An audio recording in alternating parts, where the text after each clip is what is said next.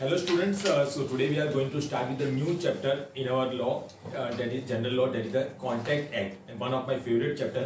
और आप लोगों ने भी या तो CA/CD लेवल पे या ग्रेजुएशन लेवल पे TY BCom में थोड़ा सा आप लोगों ने पढ़ के आए होंगे, लेकिन देखो अब ये चैप्टर जो है ना, इसमें मैं जैसे नेगोशिएबल पढ़ते हैं, सेल्स ऑफ गुड्स एक्ट पढ़ते हैं, स्पेसिफिक रिलीफ पढ़ते हैं, उसमें पढ़ाता भी और वापस रीडिंग भी कराता हूँ, ठीक है।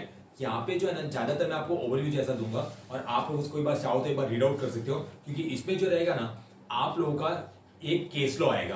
क्या आएगा बच्चों? केस लॉ आएगा। और जो मैं आपको यहाँ पे कहानियां सुनाऊंगा ना, जनरली उसके बेस पे केस लॉ आएगा। इसलिए मैंने क्या किया है, एंड में जो है ना आप लोग देखेंगे मैंने ओल्ड सिलेबस के प्रैक्टिस क्वेश्चन रखे हुए हैं कि जो उनके ओल्ड सिलेबस में एग्जाम में आते थे, और आपको पता चलेगा कि जो मैं आपको एग्जाम्पल दूंगा कितने काम के रहेंगे, ठीक है। बहुत ही इंटरेस्टिंग चैप्टर है, बहुत मजा आएगी। आइए हम लोग शुरू करते हैं इंडियन कॉन्ट्रैक्ट एक्ट, ठीक है। चलिए अब इंडियन कॉन्ट्रैक्ट एक्ट की बात करते हैं। तो सबसे पहले जो है हमें ये समझना पड़ेगा व्हाट इज कॉन्ट्रैक्ट, ठीक है। कॉन्ट्रैक्ट किसे कहते हैं वो समझते हैं। तो जैसे एक सिंपल एग्जांपल लेते हैं कि आप लोगों ने ना पढ़ा, आप लोगों को मजा आया, आपने क्या बोला, जैसे पलक आई, पलक ने बोला सर कल चाय पीने के लिए आपको मेरे यहीं पे आना है। ठीक है, फ्री की चाय कौन छोड़ेगा, ठीक है। तो इसने बोला सर कल शाम को 4 बजे, ठीक है। फिर क्या हुआ, नेक्स्ट डे में आया, इसने मुझे पूछा और मैंने हाँ बोल दिया। नेक्स्ट डे में आया और मैं सुबह से बैचेस वगैरह स्टार्ट हो गए। फिर एंड में क्या, रात को मुझे याद नहीं आया, शाम को याद नहीं आया, 6 बजे मुझे याद आया, अर्शित पलक के यहाँ पे जाना था, जाना रह गया, कोई बात नहीं, कल आएगी तो सॉरी बोल दूंगा, ठीक है। नेक्स्ट डे है, ये आई, इसने मुझे पूछा सर वो चाय पीने के लिए नहीं आए, ऐसा आपने बोला था, हाँ होगा ऐसा ना, सॉरी यार है नेक्स्ट टाइम पक्का। बोलते नहीं सर आपकी हिम्मत कैसे हुई आपने बोला और आप आए नहीं, मैं आप पे केस कर दूंगी। क्या बोला इसने, मैं आप पे केस कर दूंगी। मुझे बताओ बच्चों, क्या ये मेरे पे केस कर सकती है क्या? नहीं, because this is not contract, this is only agreement. Agreement मतलब होता है ऑफर प्लस एक्सेप्टेंस। इसने मुझे पूछा और मैंने हाँ बोल दिया, this is only agreement, this is not contract, ठीक है। कॉन्ट्रैक्ट बनने के लिए अग्रीमेंट होना ही चाहिए, लेकिन उसके साथ साथ एक और पॉइंट ऐड होता है, वो क्या होता है, एनफोर्सिबिलिटी बाय लॉ। अब सवाल ये उठता है एनफोर्सिबिलिटी बाय लॉ क्या होता है, ठीक है। तो इसका एक एग्जांपल लेते हैं। मीत आया, मीत ने बोला सर मुझे वो एक्टिवा सेल करनी है, कोई हो तो बताना। बोला कितने में बेचनी है? इतना 20,000 रुपए। तो मैंने ठीक है मैं ही खरीद लेता हूँ। तो मैंने उसको बोला क्या ना, कल जो है मैं तुझे पैसे दे दूंगा, तू मुझे एक्टिवा दे देना। बोलते नहीं नहीं सर पैसा आपके कहाँ जा रहे हैं, आप लेके जाओ एक्टिवा, पैसे बाद में दे दूंगा। ठीक है एक्टिवा ले ली। इसने सोचा सर ये कल पैसे दे देंगे। नेक्स्ट डे हमें पैसे लेने का नाम नहीं लेता, सर भूल गए होंगे, काम में होंगे इधर उधर, 2-3 दिन निकल जाते हैं। बोलते यार सर पैसे नहीं दे रहे यार ऐसा। फिर भी ये सोचता है चलो भाई थोड़ा टाइम जाने दो, सर दे देंगे। हफ्ता भर हो जाता है, मैं पैसे देने का नाम नहीं लेता हूँ। ये सोचता है यार सर भूल तो नहीं गए। फिर ये ना रोज सर के घर से सोच के आता है कि आज तो सर को बोल ही देना है, आज तो सर को पैसों के लिए बोल ही देना है। लेकिन जैसे मेरे सामने आता है बोल ही नहीं पाता। फिर एक दिन आता है, सर वो मेरी मम्मी थोड़ी बीमार हो गई थी ऐसा, तो एडमिट किया है, करवाया ऐसा ना, तो मैं क्या करूँ? तो बोलते सर वो पैसे बाकी अगर आप बोल देते। मैंने कौन से पैसे? सर वो एक्टिवा के। मैंने कोई पैसे बाकी नहीं, मैं कुछ नहीं देने वाला हूँ। अरे ऐसा होगा नहीं कभी, ऐसा सिर्फ एग्जाम्पल में, तो मैं कुछ नहीं देने वाला हूँ ऐसा, ठीक है। तो मुझे बताओ बच्चों, अगर मैं इसको पैसे देने से मना कर दूँ, इस मामले में ये मेरे पे केस कर सकता है नहीं कर सकता है? कर सकता है, because this is not only agreement, इसमें एग्रीमेंट के साथ साथ एनफोर्सिबिलिटी बाय लॉ भी है। एनफोर्सिबिलिटी बाय लॉ का मतलब क्या है, जो आपने बोला वैसा अगर आप नहीं कर रहे हो तो सामने वाला आप पे केस कर सकता है और आप भी सामने वाले पे केस कर सकते हैं। बोले बच्चा बताओ ये पॉइंट क्लियर हुआ है नहीं हुआ? एकदम अच्छे से। बाकी ऊपर जो इंट्रोडक्शन में पॉइंट दिया ना, वो आपके कहीं पे एमसीक्यू में आ जाए तो CA/CT का ये ना पूरा इंट्रोडक्शन दिया हुआ है कि कॉन्ट्रैक्ट एक्ट की शुरुआत बच्चों कब हुई थी? 1 सितंबर 1872 के, applicable to the whole of India, ठीक है। ये एक्ट एग्जॉस्टिव नहीं है, मतलब कि दुनिया भर की चीजें इसमें इंक्लूड नहीं होती है। इसमें जो भी चीजें कॉन्ट्रैक्ट के रिलेटेड है वो पहले जो है, मैंने ऑलरेडी दूसरे कोई एक्ट पढ़ा है तो उसमें भी बोला होगा, पहले contract act, sales of goods act, partnership act, ये सब एक साथ ही थे, मतलब इसी एक्ट में सब मिक्स थे, जॉइंट फैमिली थे पहले। Contract act, sales of goods, partnership, फिर लगा एक्ट तो बहुत बड़ा हो रहा है तो इन्होंने न्यूक्लियर फैमिली कर दी, सेल्स ऑफ गुड्स एक्ट को अलग कर दिया, पार्टनरशिप को अलग कर दिया, फिर भी इतना बड़ा है, ठीक है। तो वही लिखा है। इसमें कितने सेक्शन है बच्चों? Indian contract act comprises of 266 section मिला, लेकिन 239 से 266 है वो रिपील कर दिए किसने? Partnership act. 1 से लेके 75 में जनरल प्रिंसिपल्स आते हैं, फिर 124 से 238 है, हिसाब किताब 1 से, हाँ बराबर है, देखो 1 से लेके 75 जो है वो general principle of the law of contract है। 124 से 238 है स्पेशल कॉन्ट्रैक्ट, यानी आपके नाम अगर सुना हो तो बनाइए, यहाँ पे वापस आएगा, indemnity and guarantee, bailment place. तो सर बीच वाले कहाँ गए? 76 से 123 सौगा के थे, सेल्स ऑफ गुड्स एक्ट के, ठीक है। जैसे ऊपर वाले पार्टनरशिप के थे ना, वैसे 76 से 123 किसके थे? सौगा के। इनिशियली आया था तब कितने सेक्शन थे? 266। फिर दो को अलग कर दिया, पार्टनरशिप और सेल्स ऑफ गुड्स को, और फिर जो बचे उसको दो पार्ट में डिवाइड कर दिया, जनरल प्रिंसिपल और स्पेशल कॉन्टेक्स्ट। ये सिर्फ एमसीक्यू के लिए कहीं पे आ जाए, ठीक है। डिफरेंस बिटवीन पढ़ लोगे एक बार कॉन्ट्रैक्ट और एग्रीमेंट का, ठीक है। चलिए अब आते हैं आज का main answer, essential elements of a valid contract, ठीक है। चलिए अब सिर्फ मजे लेना, और इसमें जो मैं एग्जांपल दूंगा आपके नाम वगैरह लेके दूंगा, तो प्लीज कोई बुरा मत मानना, दिल पे मत लेना, ठीक है। ये सिर्फ एग्जांपल के लिए। चलिए सबसे पहला पॉइंट क्या लिखा बच्चों एसेंशियल एलिमेंट्स में, ऑफर एंड एक्सेप्टेंस, ठीक है। ऑफ कोर्स है, एक पार्टी खुद को तो ऑफर नहीं दे सकता, जैसे यहाँ पे वॉच बहुत अच्छी है, खरीदनी है क्या, ये तो ऑफर हुआ नहीं, तो कम से कम दो पार्टी तो होनी ही चाहिए, ये तो बहुत बाकी है, दो पार्टी तो होनी चाहिए, that is the offeror and the offeree, ठीक है। अच्छा दो पार्टी तो बहुत बार होती है सर, तो क्या उनके पीछे डायरेक्टली कांटेक्ट हो जाएगा क्या? नहीं, उनके पीछे क्या होना चाहिए, कंसेंट। यहाँ पे एक डॉक्ट्रिन दिया होगा, कंसेंसस एड इडम, इसका मतलब क्या होता है, मीटिंग ऑफ माइंड्स, ठीक है। एग्जांपल देता हूँ, मेरे पास सपोज 4 कार है, रेड येलो ग्रीन और व्हाइट, एग्जांपल में क्या जा रहा है, रेड येलो ग्रीन और व्हाइट 4 कार है, ठीक है। मैंने आपको पूछा आपको मेरी कार खरीदनी है क्या, सिर्फ 2 लाख रुपए में, आपने कहा हाँ सर खरीदनी है। आपके माइंड में क्या था, सर वो रेड कलर की चमचमाती कार 2 लाख रुपए में क्या खराब है। मेरे माइंड में क्या था, आजकल तो सब लोग कलरफुल कार यूज करते हैं, व्हाइट कलर की कार चिपका दूंगा आप लोगों को, ठीक है। मुझे बताओ बच्चों क्या ये कांटेक्ट हुआ? नहीं। क्यों? क्योंकि आपकी यहाँ पे आपका हमारे दोनों का माइंड मीट नहीं कर रहा है, आप कुछ और सोचो मैं कुछ और सोच रहा हूँ, तो वो कभी कांटेक्ट नहीं हो सकता। यहाँ पे लैक ऑफ कंसेंसस है, यानी कि मीटिंग ऑफ माइंड्स नहीं हो रहा है। मीटिंग ऑफ माइंड का मतलब जो मैं समझाना चाहता हूँ और आप जो समझ रहे हो, तो वो कंसेंसस होना चाहिए, ठीक है। जैसे मैं आपको कॉन्टेक्ट एक्ट पढ़ा रहा हूँ, क्या कंसेंसस हो रहा है नहीं हो रहा है, मैं जो आपको समझा रहा हूँ आप जो समझ रहे हो, वो दोनों सेम ट्रैक पे होना चाहिए। क्लियर हुआ बच्चों? तभी वो क्या बनता है, कॉन्टेक्ट बनता है, ठीक है। तीसरा point, intention to create legal relationship, ठीक है। इसके लिए एक फेमस केस लॉ है, बाल्फर वर्सेस बाल्फर, जो है इंग्लिश लॉ का, क्योंकि इंडिया का जो कॉन्टेक्ट एक्ट है वो कौन से लॉ के बेस पे बना हुआ है, इंग्लिश लॉ, अंग्रेजों के जमाने का बना हुआ है। तो ये तब का केस है, बाल्फर वर्सेस बाल्फर। मैं इसको इंडियन तड़का लगा के बताता हूँ, ठीक है।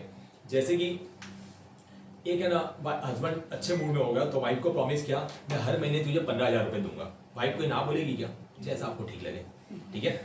एक महीना हुआ 15,000 दे दिए, दूसरा महीना हुआ 15,000 दे दिए, तीसरे महीने में नहीं दिए, वाइफ ने सोचा कुछ प्रॉब्लम होगी, चौथे महीने में भी नहीं दिए, वाइफ ने बोला चलो कोई बात नहीं, पांचवें महीने में भी नहीं दिए, तो हस्बैंड ने बोला नहीं देना, जो करना है वो कर ले। तो वाइफ ने पहले धमकी दी, लेकिन हस्बैंड नहीं डरा, ये एग्जाम्पल भी हो सकता है, ठीक है। नाक धमकी दी लेकिन हस्बैंड नहीं डरा, लेकिन फिर क्या किया, वाइफ ने अपना रूप दिखाया और वाइफ ने उस पर केस कर दिया। वाइफ ने उस पर केस कर दिया कि मेरे हस्बैंड ने मुझे प्रॉमिस किया था और मुझे हर महीने 15,000 रुपए नहीं दे रहा है, तो as per Indian contract act उसने क्या कर दिया, केस कर दिया। मुझे बताओ बच्चों, क्या कोर्ट केस को एक्सेप्ट करेगा? नहीं। क्यों? क्योंकि कोर्ट क्या बोलेगा, तुम्हारे बीच में इंटेंशन ही नहीं था लीगल रिलेशनशिप क्रिएट करना है, लीगल यानी कि लॉफुल। ये जो हस्बैंड वाइफ के बीच की बात थी, आपको सच में लगा ये लीगल रिलेशनशिप है, लॉफुल रिलेशनशिप है? नहीं। तो जब आपका इंटेंशन ही लीगल रिलेशनशिप क्रिएट करना नहीं था, तो वो कॉन्टैक्ट नहीं हो सकता। इसके लिए फेमस केस लॉ कौन सा बच्चों, बाल्फर वर्सेस बाल्फर। क्लियर हुआ बच्चों? श्योर, पक्की बात। ध्यान में, जैसे आपके पापा मम्मी को पैसा देते हैं, फिर पापा का एक दिन हिम्मत जुटाई पापा ने, और पापा ने आपसे मैं नहीं दूंगा, हो सकता है क्या? पहली बात तो ऐसा बताओ, ठीक है। नहीं, अच्छा मम्मी केस कर देगी क्या? मम्मी ने कुछ स्टैम्प पेपर पे लिखवा के रखा हुआ या कुछ रिकॉर्डिंग है मम्मी के पास, पापा ने ऐसा बोला है? नहीं। कोर्ट क्या बोलेगी, भाई तुम्हारा ये घर की बात है, आपसी बात है, सोशल एग्रीमेंट्स है, ये तो वैसी बात हो गई, मैंने आपको बोला कल से सुबह ना अपने वॉकिंग पे चलेंगे, सुबह 6 बजे उठ के, आप मेरा सर पक्का, मेरा पक्का, ठीक है, नींद नहीं खुली मेरी, तो क्या आप मेरे पे केस कर दोगे? नहीं, ठीक है। निखिल ने अपनी गर्लफ्रेंड को प्रॉमिस किया कि भाई ना आज है ना बैच के बाद जो है मूवी देखने चलते हैं, बैच के बाद मूवी देखने चलते हैं, और निखिल को अभी मैंने कोई सपोज बैच में डांट दिया, तो इसका मूड ऑफ था, ठीक है, डायरेक्टली घर चला गया, तो क्या इसकी गर्लफ्रेंड इस पे केस कर देगी? बोलो ना, क्यों? इसमें आपका इंटेंशन ही नहीं ना लीगल रिलेशनशिप क्रिएट करने का। पता चल रहा है बच्चों?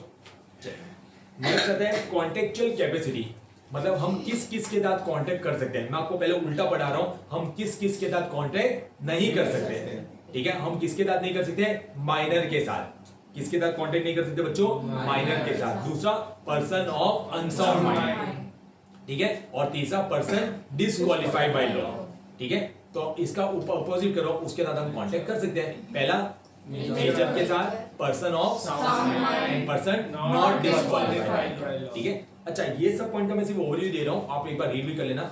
इसमें से ना कोई या तो पूरा आंसर आएगा, लेकिन अब वो वैसे दिन नहीं है कि आपको इतना सिंपल क्वेश्चन आ जाएगा, केस लॉ बन के आएगा। दूसरा एक और रीजन है नहीं पढ़ाने का अंदर से, कि है ना ये जो आपका कॉन्टेक्ट है कितना बड़ा क्यों है, क्योंकि आगे वापस ये सारे पॉइंट डिटेल में दिए होंगे, ठीक है। चलिए नेक्स्ट आता है लॉफुल कंसिडरेशन।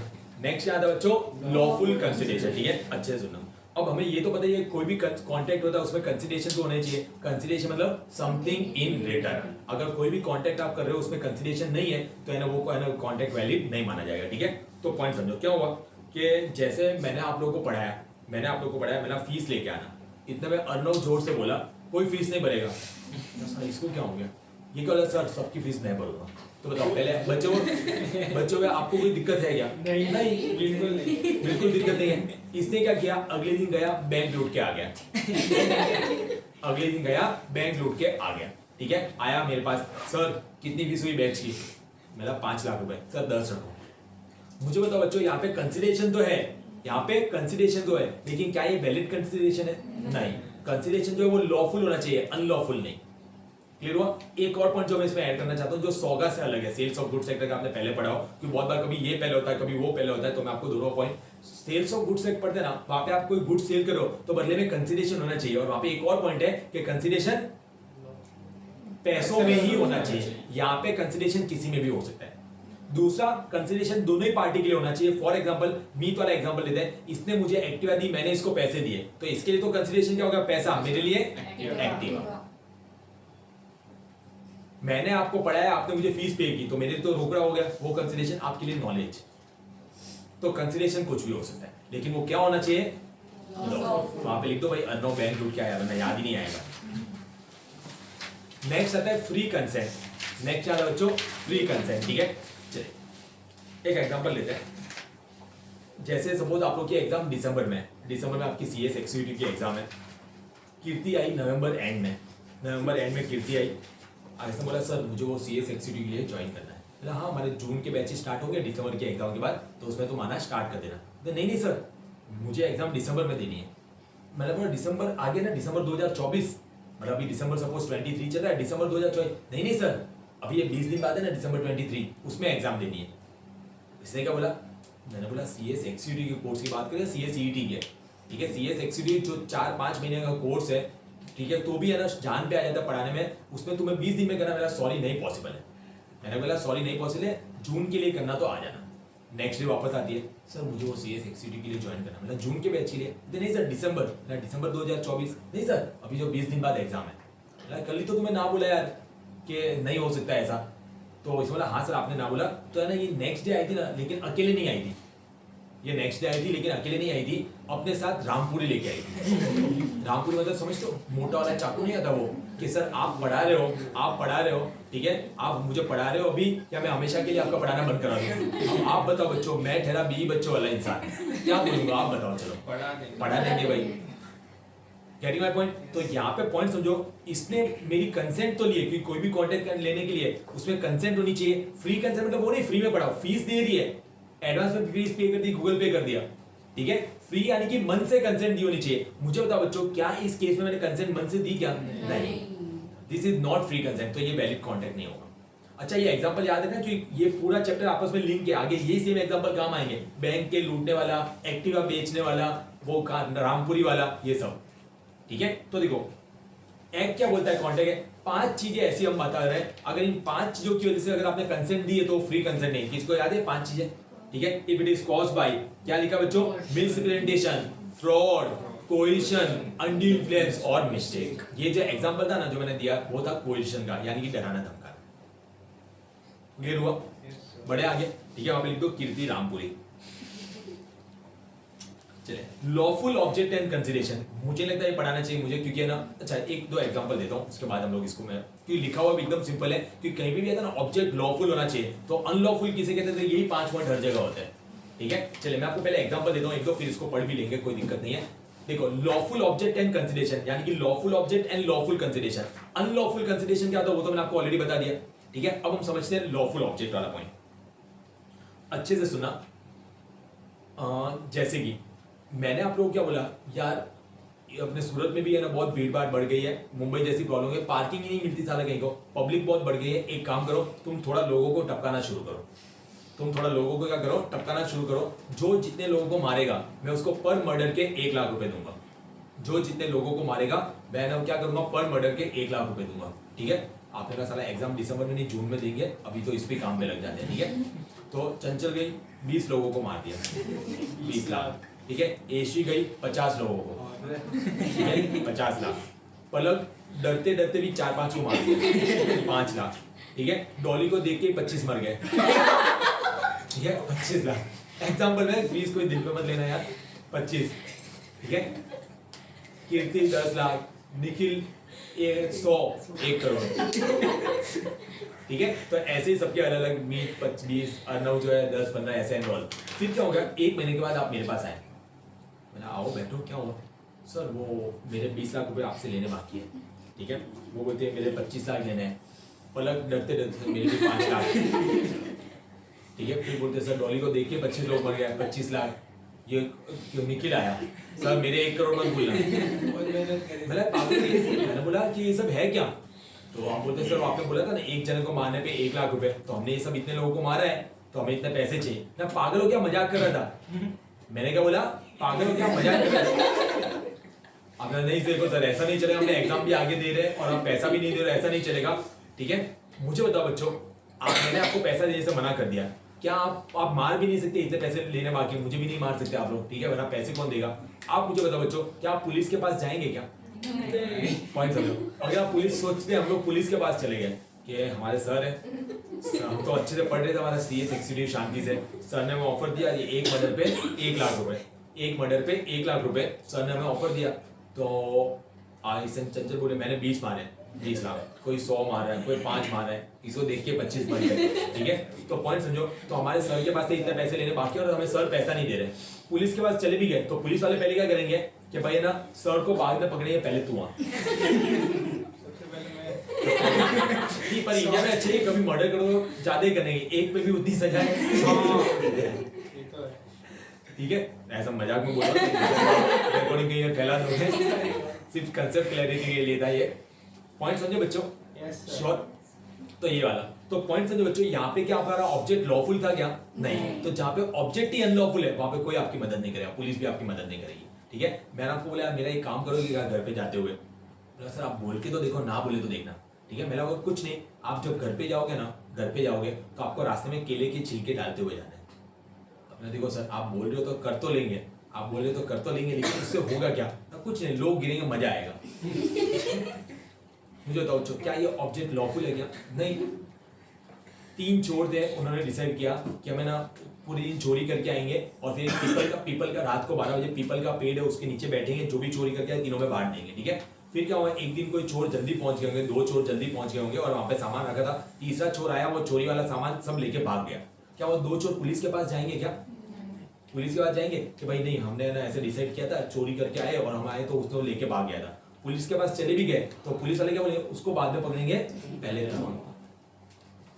पता चल रहा है बच्चों। तो यहाँ पे क्या था, आपका ऑब्जेक्ट ही लॉफुल नहीं, तो हम कब बोल सकते हैं जब आपका ऑब्जेक्ट अनलॉफुल है, द कंसिडरेशन और object of an agreement is unlawful if it is forbidden by law. Forbidden यानी कि रिस्ट्रिक्टेड बाय लॉ, लॉ ने उसको रिस्ट्रिक्ट करके रखा, या फिर वो इस तरीके का है that it would defeat the provision of other law, यानी कि एक लॉ के मुताबिक सही है और दूसरे लॉ के मुताबिक अनलॉफुल है, तो भी वो अनलॉफुल माना जाएगा, या फिर उसमें फ्रॉड करना आपका इंटेंशन है, या फिर वो वाला पॉइंट चौथा मैंने आपको बताया, it involves or implies injury to the person or property of another, ठीक है। या फिर वो केले के छिलका लग, कोर्ट ने उसको इमोरली अपोज टू पब्लिक पॉलिसी बोल दिया। कोई डाउट बच्चे यहां तक, पक्की बात। Next, agreement not declared void. मैंने आपको बोला एक ब्लैंक पेज निकालो और उसमें मुझे साइन करके दे दो। मैं बोला देखो सर आप पे भरोसा तो है, ऐसा साइन कर भी लेंगे ऐसा, लेकिन अगर थोड़ा सा बता देते ना कि उसमें आप क्या अगर आप थोड़ा सा बता देते ना कि आप उसमें क्या लिखना, तो हमें थोड़ा अच्छा रहता है। ऐसा कुछ ऐसा खास नहीं, मैं बोला साइन करके दे दो, मैं उसमें अग्रीमेंट छपवाने वाला हूँ कि भाई आप लोग लाइफ में कभी शादी नहीं करेंगे। क्यों सर आपकी हो गई इसलिए भी करनी है, ठीक है, हम भी शादी करना चाहते हैं। मुझे तो बच्चों अगर मैंने ऐसा अग्रीमेंट आपके साइन करा के ले भी लिया तो क्या वैलिड माना जाएगा क्या? कुछ अग्रीमेंट ऐसे जो लॉ ने पहले से वॉइड डिक्लेयर करके रखे। आपको पता है एडमिशन फॉर्म भरवाते हैं हम लोग, ठीक है, तो एडमिशन फॉर्म में सपोज हमने एक पॉइंट ऐसा डाल दिया कि भाई ना आप लोग ना सीएस बनने के बाद सूरत में कुछ सीएस का कोचिंग क्लास स्टार्ट नहीं करेंगे। क्यों सर कंपटीशन बस क्या, ठीक है। मुझे बताओ बच्चों अगर ऐसा पॉइंट डाल भी दिया तो क्या वो वैलिड होगा क्या? नहीं। तो कुछ अग्रीमेंट आप इंडिया में रहकर किसी को बिजनेस करने से नहीं रोक सकते, किसी को शादी करने से नहीं रोक सकते, मेजर हो जाए उसके बाद सब मेजर तो हो गया ना। घर पे जाके बोलेंगे आप हमें कुछ नहीं, माइनर हो भाई तुम मत पढ़ो, ये तुम लफड़ा करवा दोगी। इसलिए आपके तुम इतना जल्दी मायने क्या बचपन से ही मेरा स्कूल में चली गई थी क्या? बहुत भाई बॉर्न ही बर्थडे थोड़ा लेट में आता है ना, नवंबर में आता है ना, इसलिए तो भी यार ऐसा मतलब 2-4 क्लास तो तुमने जंप ही किया होगा ना, एक्चुअली लगेगा सब बंदा। कुछ किया है। चलो बढ़िया है, किया ही हो तो बढ़िया है। तो वरना माइनर को पढ़ना नहीं चाहिए, तुम लिख सकते हो भाई मैं माइनर हूँ, मुझे ये एप्लीकेबल नहीं है, वरना क्योंकि माइनर को तो इतने सारे बेनिफिट मिलते हैं कॉन्ट्रैक्ट एक्ट, और उसमें पहले से पता चल जाए कि ये सब बेनिफिट, वो तो धड़ाम मचा देगा वो तो। ठीक है कोई बात नहीं, सुन के निकाल देना, पर एग्जाम में लिखने के बाद वापस भूल जाना। चलो पॉइंट समझो बच्चों, क्या था बच्चों, क्या है ना, कुछ अग्रीमेंट को क्या करके रखा है, पहले से वॉइड डिक्लेयर करके रखा है। ठीक है चलिए नेक्स्ट है सर्टेनिटी ऑफ मीनिंग। मैंने आपको पूछा, गौर से देखिए यहाँ पे, कि आपको ये वॉच खरीदनी है क्या? वॉच तो अच्छी यार, चाहिए चाहिए। ठीक है मुझे बताओ बच्चों, क्या ये कॉन्ट्रैक्ट वैलिड कॉन्ट्रैक्ट है? क्यों नहीं है? क्यों? क्योंकि मैंने पूरी डिटेल नहीं दी है ना, ये आपको वॉच खरीदे, कितने में बेच रहा हूँ, कैसे आपको पेमेंट करना, वो कुछ है क्या? नहीं। कोई भी कॉन्ट्रैक्ट करो वो क्लियर होना चाहिए। मीनिंग क्या होना चाहिए उसका बच्चों? क्लियर होना चाहिए। क्लियर। नेक्स्ट आता है पॉसिबिलिटी टू परफॉर्म। मैंने 2 पैरेलल लाइन बनाई, मैंने बोला ज्वाइन करो 5 लाख लेके जाओ, आपने बोला सर 15 लाख देंगे आप करो। मैंने यार मजाक मत करो, आप बोले सर शुरू किसने किया? तो कॉन्ट्रैक्ट ऐसा होना चाहिए जो क्या हो, पॉसिबल टू परफॉर्म। और लास्टली लीगल फॉर्मेलिटी, यानी कि आपने मुझे एक चेक दिया जिसमें अमाउंट वर्ड्स में, फिगर्स में, डेट भी लिखी हुई थी, क्रॉसिंग भी किया हुआ था, सिर्फ साइन नहीं किया था, तो बताओ क्या वो चेक है? नहीं है, वो नेगोशियल इंस्ट्रूमेंट नहीं है ना। मतलब जाके मेरा बेटा उसको फाड़ भी दे तो भी मैं उसको कुछ नहीं बोलूंगा, लेकिन डांटूंगा थोड़ा, भाई ऐसा सीख मत, कभी असली वाला चेक हुआ तो। ठीक है तो पॉइंट समझो, उसमें टेक्निकल डिफेक्ट है, तो टेक्निकल डिफेक्ट को आपको रिमूव करना पड़ेगा। क्लियर हुआ? तो कोई भी कॉन्ट्रैक्ट को वैलिड कॉन्ट्रैक्ट बनाने के लिए बच्चों ये सारे पॉइंट उसमें प्रेजेंट होने चाहिए। वापस है एक बार नाम बता रहा हूँ आपको, अगर नहीं याद है एग्जांपल तो बताना, हम वापस डिस्कस करते हैं। पहला point offer and acceptance, 2 party होनी चाहिए, उनके बीच में क्या होना चाहिए? कंसेंसस, यानी कि meeting of mind. Intention to create legal relationship के लिए फेमस केस लो, उनके बीच में क्या होनी चाहिए? कॉन्टेक्चुअल कैपेसिटी होनी चाहिए। ठीक है फिर कंसिडरेशन लॉफुल, क्या एग्जांपल था? अर्नव बैंक लूट के पैसा पे कर रहा है। ठीक है फिर फ्री कंसेंट, क्या था एग्जांपल? ठीक है lawful object and lawful consideration, यानी एक मर्डर पे 1 लाख रुपए। एग्रीमेंट शादी वाला, बिजनेस वाला, वो वाला, ये तो याद रहेगा सबको, शादी वादी की बात आती है सबको याद रहता है। मीनिंग क्लियर होना चाहिए। 2 possibility to perform, 2 parallel line join करो 5 लाख देंगे सर, 15 लाख आपको देंगे, आप ज्वाइन करो। और लास्टली लीगल फॉर्मेलिटीज। ठीक है तो ये एग्जांपल को ध्यान में रखना, ये एग्जांपल हमारे आगे भी काम आते चले जाएंगे। डन। तो डेली का डेली हम एकदम आराम से करेंगे। मैं आपको देखो सिर्फ यही नहीं, ये जो आपको केसेस बता रहा हूँ ना, मतलब आपको जो एग्जांपल दे रहा हूँ, मैं आपको ऐसे के ऐसे केस लॉज बता दूंगा पीछे जो एग्जाम में पूछे हुए हैं, और हम उसको प्रैक्टिस भी करेंगे, मैंने नोट्स में इंक्लूड किए हुए हैं। जो ओल्ड सिलेबस से आपके जो ऐसे केस लॉज वाले हैं, जो वो वाला पार्ट, तो आपको पता भी चलेगा कैसे केस लॉज और क्यों इसको सुनना जरूरी है, रीड करने से भी ज्यादा। लेकिन जितना भी मैं पढ़ा रहा हूँ, एक बार आप रीडिंग भी करके आ जाएगा, अंदर का कोई पॉइंट आपको पूछना भी हो तो आप मजे से पूछ सकते हैं, कोई दिक्कत नहीं है। डन बच्चों? श्योर। तो आप आराम से पढ़ लीजिए, उसमें कोई डाउट या ऐसा कुछ है तो पूछ लीजिएगा। Thank you so much.